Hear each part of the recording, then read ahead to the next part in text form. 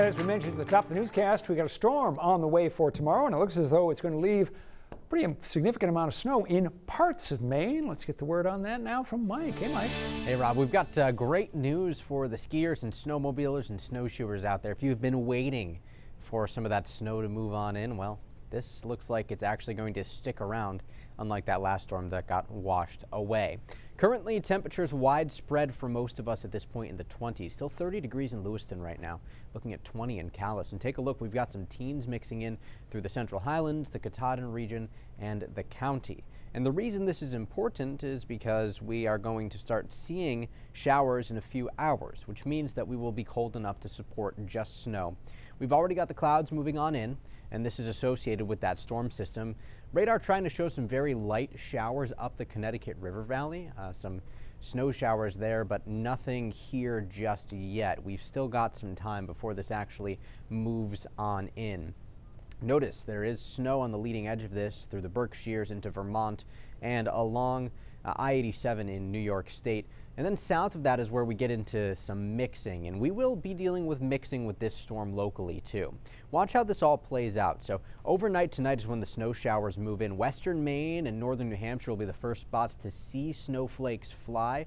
I wouldn't even be surprised if we started hearing some reports of snow showers around 9 or 10 o'clock this evening, but by midnight and then especially after that is when we'll really see the radar start to fill in. Through the overnight hours, expecting mostly snow. Even at the coastline, I still think we'll start off as snow before we start to mix in some sleet and maybe some rain. By 8 o'clock tomorrow morning, though, roads inland will be slick and snow covered. There will be visibility issues and the like, all associated with that falling snow. Snow rates could actually pick up a little bit through the early morning tomorrow, too. But southern Maine, especially southwestern Maine, from the Penobscot Bay and west is where I'm looking, but even Bar Harbor at this point included. That's where we start to mix in just plain old rain. And notice, there's not a big difference between snow and rain. This isn't going to be one of those systems where there's a wide area that sees sleet. So it's tough to figure out exactly where that line's going to be.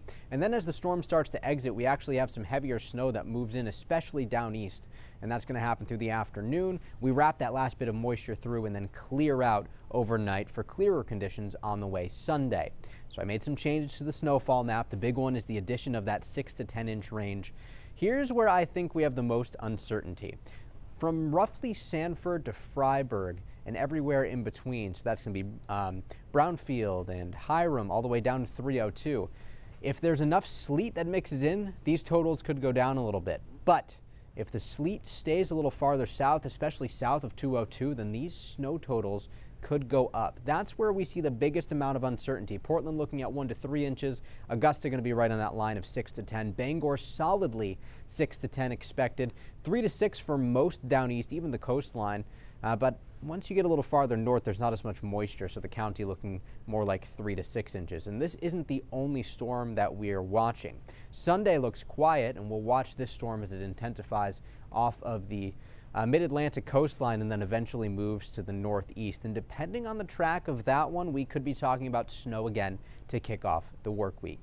Seas tomorrow 4 to 7 feet, east wind 20 knots, gusting to 35 knots. Good news is it will be breezy tomorrow, but I don't think we'll be talking about power outages or anything like that.